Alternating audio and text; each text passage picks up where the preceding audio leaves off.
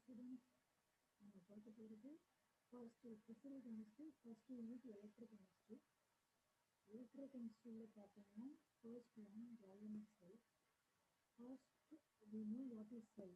Cellனா என்னன்னு பார்த்தோம்னா the cell having one positive end and one negative end.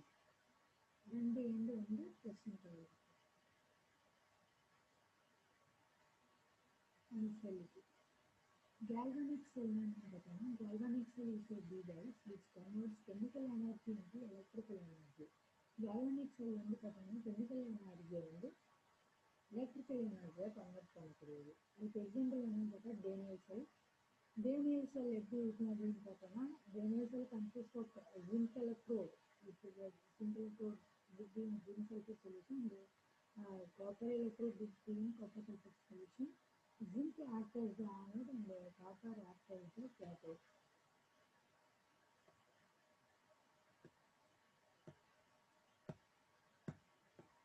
What is the cell reaction?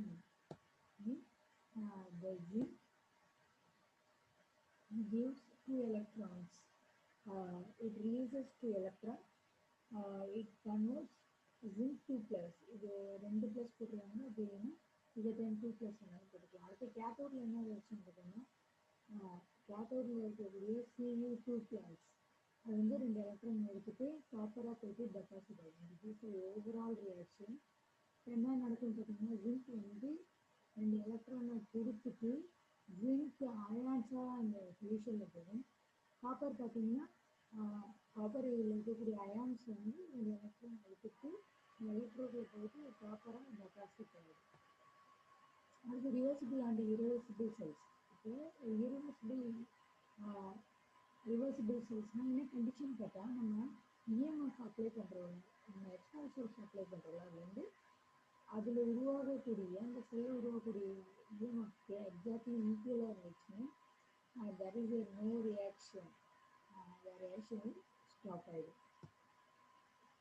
Suppose external source slightly லெஸ்ஸாக இருந்துச்சுன்னு ஆகுதுன்னா small amount of current flows, the cell reaction will slowly move. அடுத்து பார்த்தீங்கன்னா external EMF slightly greater than the current flow. அதாவது அதில் உருவாக்கக்கூடிய current ஃப்ளோவுக்கு actual EMF slightly கிரேட்டராக இருந்துச்சுன்னா நடக்கணும் ஆப்போசிட் டைரக்ஷனில் செல் ரியாக்ஷன் நடக்கும். அடுத்து பார்த்தீங்கன்னா ரிவர்சிபிள் செல் என்னன்னு பார்த்தா ஜிங்க் 2 எலக்ட்ரான் கொடுத்துட்டு ஜிங்க் Z2 plus மாறும். காப்பர் 2 எலக்ட்ரான் எடுத்துட்டு காப்பராக டெபாசிட் ஆகும். இது என்ன டைப் ஆஃப் ரியாக்ஷன் பார்த்தோம்னா நம்ம ரிவர்சிபிள் டைப் ஆஃப் ரியாக்ஷன். இப்போ இரிவர்சிபிள் ரியாக்ஷன் எப்படி இருக்குன்னு பார்த்தா இப்போ இதில் பார்த்தீங்கன்னா 2H plus இந்த எலக்ட்ரான் எடுத்துட்டு ஹைட்ரஜன் கேஸாக எக்ஸ்பெக்ட் பண்ணிடுது. ஹைட்ரஜன் கேஸ் வெளியில் போகிறது நம்மளால கண்ட்ரோல் பண்ணி திரும்பி ஏதாவது சொல்யூஷன்ஸ் கொண்டு வர முடியாது. அது இரிவர்சிபிள் செல்ஸ். நெக்ஸ்ட் பார்த்தோம்னா எலக்ட்ரோமோட்டிவ் ஃபோர்ஸ் இஎம்எஃப் மெஷர்மெண்ட். நம்ம என்ன எப்படி மெஷர் பண்ணுவோம் இஎம்எஃப் அப்படின்னு பார்த்தா அந்த எலக்ட்ரோடுக்கு நடுவில் இருக்கக்கூடிய பொட்டன்ஷியல் டிஃப்ரென்ஸ் எப்படி மெஷர் பண்ணணும்னு பார்த்தா பொட்டன்ஷியல் மீட்டர் மூலமாக மெஷர் பண்ணுவோம். இது எந்த பிரின்சிபலை ஃபாலோ பண்ணியிருக்கோம்னா ப்ரோக்ராம் ஆஃப் காம்பன்சேஷன் பிரின்சிபலை டிபெண்ட் பண்ணியிருக்கு. இதில் என்னன்னு பார்த்தா பொட்டன்ஷியல் மீட்டரில் ஒர்க்கிங் செல் சி இருக்குது.